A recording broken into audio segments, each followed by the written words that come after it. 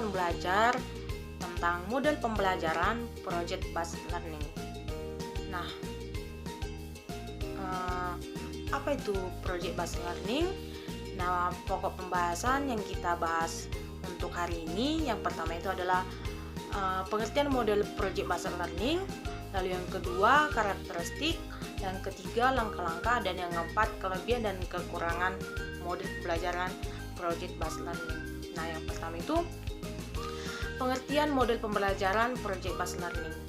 Project Based Learning adalah salah satu model pembelajaran yang menekankan pada peningkatan kemampuan skill analitis dan kemampuan berpikir siswa. Sistem pembelajaran Project Based Learning ini terfokus pada peserta didik, di mana peserta didik ditugaskan membuat proyek yang dapat dilatih atau melatih kreativitas mereka dan pendidik sebagai fasilitator. Itulah pengertian dari Project Based Learning ini. Lalu apa itu karakteristiknya? Yang pertama adalah adanya permasalahan atau tantangan yang diajukan kepada peserta didik. Yang kedua, peserta didik sebagai perancang proses untuk mencapai hasil. Yang ketiga, peserta didik bertanggung jawab untuk mendapatkan dan mengelola informasi yang dikumpulkan.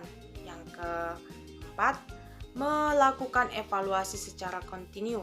Yang kelima, peserta didik secara teratur melihat kembali apa yang mereka kerjakan. Yang keenam, hasil akhir berupa produk atau evaluasi kualitasnya. Selanjutnya, langkah-langkah model pembelajaran Project Based Learning. Yang pertama itu adalah menentukan proyek. Nah, langkah-langkah pada pembelajaran berbasis proyek dapat dikembangkan sesuai dengan kreativitas guru. Yang pertama itu tadi adalah penentuan proyek.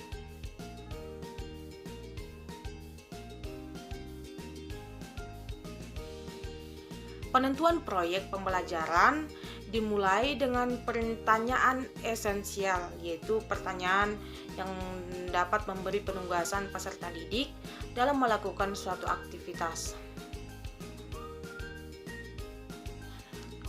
Mengambil topik yang sesuai dengan realita dunia nyata dan dimulai dengan sebuah investigasi mendalam. Lalu yang kedua adalah rencana langkah-langkah penyelesaian atau perencanaan langkah-langkah penyelesaian penentuan proyek tersebut, ya. Nah, perencanaan langkah-langkah penyelesaian itu dilakukan secara kolaboratif antara pengajar dan peserta didik. Dengan demikian, peserta didik diharapkan akan merasa memiliki atau menghasilkan proyek tersebut. Perencanaan berisi tentang aturan main, pemilihan aktivitas yang dapat didukung dalam menjawab pertanyaan esensial dengan cara mengintegrasikan berbagai subjek yang mungkin serta mengetahui alat dan bahan yang dapat diakses guna dapat menyelesaikan proyek tersebut. Lalu yang ketiga, penyusunan jadwal dan perencanaan proyek. Penyusunan jadwal perencanaan proyek, pengajar dan peserta didik secara kolaboratif menyusun jadwal aktivitas dalam menyelesaikan proyek. Nah, ada tahap-tahapnya. Yang pertama akan saya sebutkan. Yang pertama, membuat jadwal untuk menyelesaikan proyek. Yang kedua, membuat deadline penyelesaian proyek. Yang ketiga, membawa peserta didik agar merencanakan cara yang baru. Yang keempat, membimbing peserta didik secara ketika mereka membuat cara yang tidak dengan proyek. Yang kelima, meminta peserta didik untuk membuat penjelasan tentang pemilihan satu cara. Lalu yang keempat, penyelesaian proyek dengan monitoring guru. Nah, dalam langkah-langkah ini, siswa akan menghasilkan proyek dengan monitoring guru.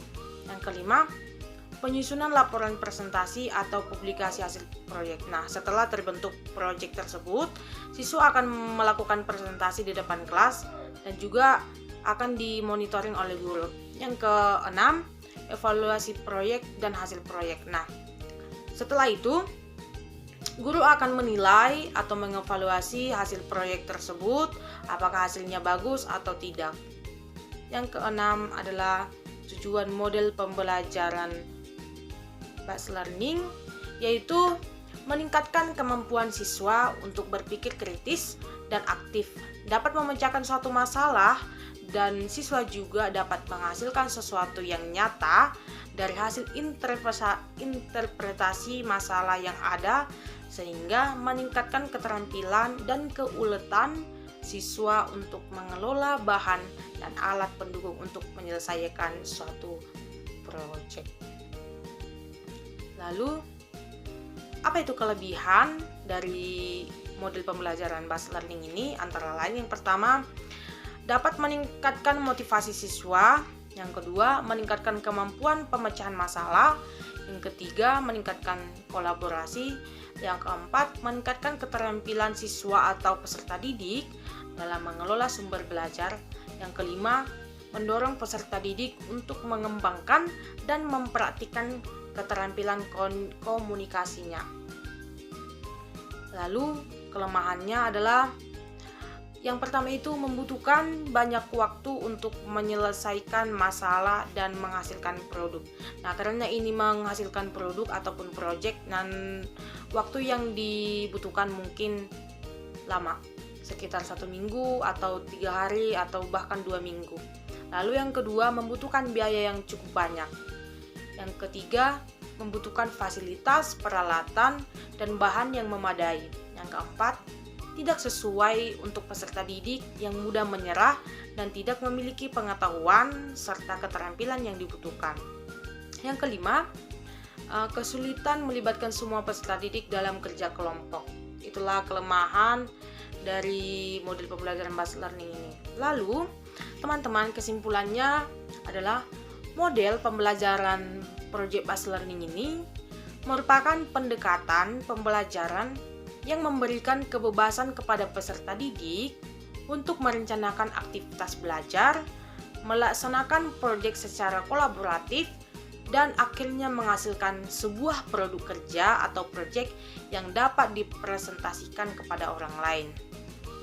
Nah, pembelajaran ini berfokus pada aktivitas peserta didik untuk dapat memahami suatu konsep dan prinsip dengan melakukan penelitian terhadap suatu masalah serta mencari solusinya, yang dilakukan secara mandiri oleh peserta didik hingga dapat membentuk suatu produk.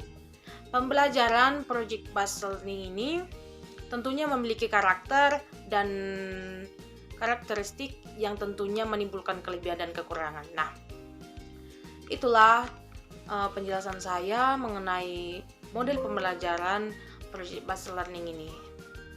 Semoga bermanfaat untuk kita. Sekian dan terima kasih.